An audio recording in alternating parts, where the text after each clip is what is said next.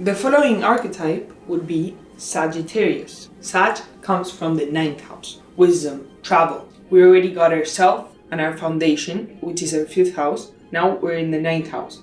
We're expressing that in a bigger, broad lens because we have that wisdom within. So now we can externalize that. We can apply it to whatever situation we want to go towards. That's becoming an alchemist of yourself, of your self-expression, of your sense of self. That's dealing with the 1st, the 5th, and the 9th house. Those are the fire houses. Remember, it's the houses first and then the signs. Whatever sign you have in the 5th house, the 1st house, and the 9th house is going to give you a better understanding of how your personality is perceived by you. The 1st house is your sense of self. The 5th house is your sense of expression. The 9th house is your sense of expression within a bigger, large scale. It's the house of expansion, wisdom, weight. What emotional weight do you hold? What is all the wisdom from the life situations that you've applied to now have that wisdom within?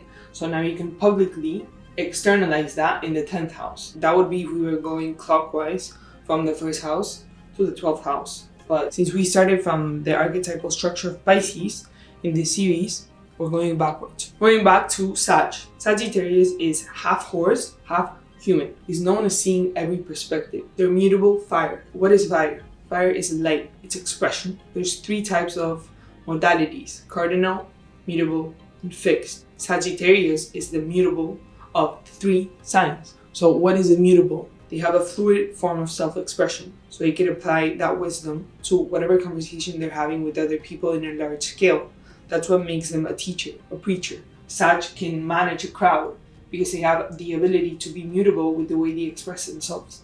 They're not stubborn, they're not fixed, they're not trying to initiate new things. They could apply what other people have applied and they could perceive that and apply their own wisdom and they could become teachers. They learn to give wisdom to a larger scale. So, the 3 fire signs, going back again to the 3 differences: Aries, Leo, and Sag. When we look at the triplicities of the zodiac signs, we can get a better sense of how they individually work. What are the different characteristics within every triplicity in an element?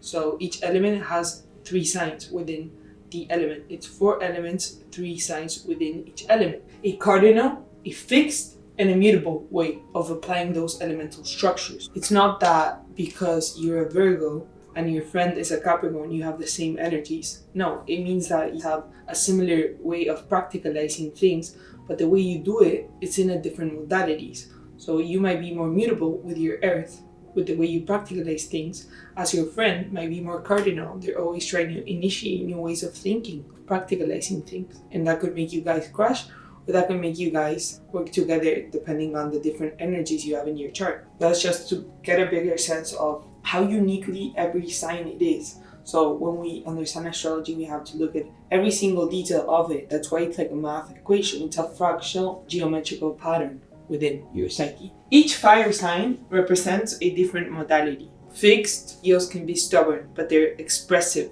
That's a persona, what they think they are. They express that with confidence. They're fixed in that expression. Sagittarius is immutable. They could be expressive, but they could be mutable with the way they express themselves. So they're not as stubborn as Leo. Aries are cardinal with the way they express themselves. They're not thinking about what other people even think about that. Leo is more reactive towards making a statement, like I'm confident, I'm expressing myself, this is my fixed expression. Whereas Aries is just expressing themselves. It's intuitive, it's the pioneers. They just go head on first. And then Sag can be mutable. They can flow with their sense of expression. Depending on what house you have Sagittarius in, that's going to give you a bigger picture of your wisdom, your expansion, your collective lens, everything you've attained from the other houses. How are you applying that right now? What other planet do you have aspecting in your birth chart? What planets are there? If you have Sagittarius in the 4th house, which the 4th house is the womb, your home, stemming from the archetypal structure of Cancer. So if you have Sag there, that means you've attained a lot of wisdom from your 4th house. You could be very emotionally intelligent. Also, Sag and Pisces share being the rulers of Jupiter. So Jupiter's expansion, growth, it's what did you gain from that experience? What do you have in your memory that you've attained from that? What is the wisdom? What is the lesson in that? That's why Sag is known for being very open, very mutable. very fun. They have the ability to understand the other's forms of self-expression. They're wise, they can pick that up. Whereas Pisces has that wisdom also, but Pisces is more dealing with the emotions. Sag is with the expression. They can feel that, they can sense that. Pisces is the underworld. Pisces are the psychic.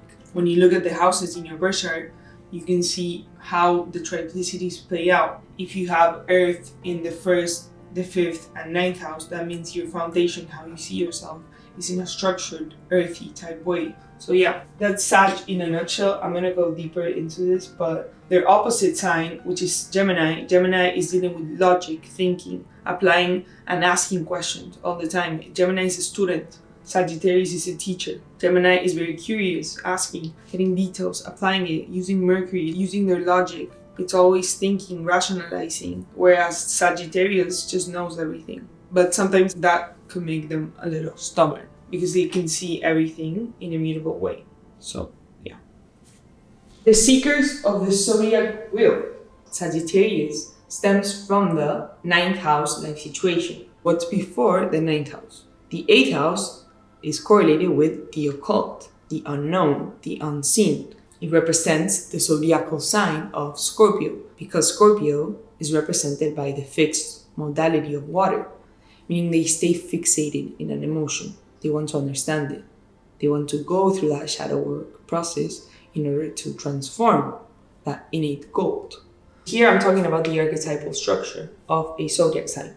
So I'm discussing the general archaic structure. They're mutable with their fire, meaning they see different forms of expression, and with that, they want to expand that flame. They want to teach, they want to preach by perceiving, by experiencing. They don't want to sit down and open a book. They want to open the book, read the beginning pages and the last pages, and have an interpretation. That's Jupiter. It's the highest states of mind.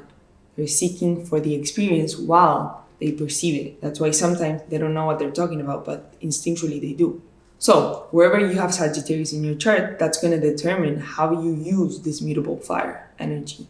For instance, I have Sagittarius in my 4th house. That means that I feel comfortable around the archaic structure of Sagittarius. What's the 4th house? The episode of life of how you initiate and create your field, your feeling. So if you have Sagittarius there, you initiate and create your feeling in the archaic structure, the storyline of Sagittarius. Meaning I feel comfortable in that area because I grew up with that, or because I'm rooted within that archetypal structure.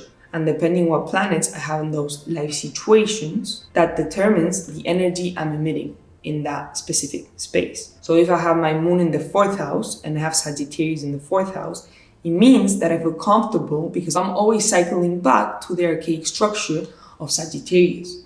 So I like to preach, teach, I like to experience. I feel comfortable around those archaic structures, around those people, around those life events.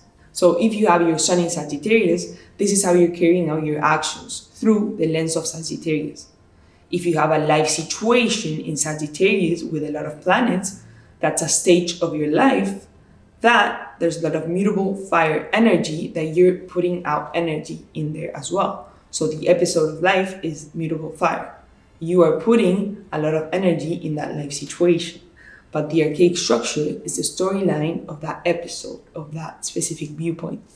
So yeah, that's Sagittarius in a nutshell. I'm going to do all of the other archetypes.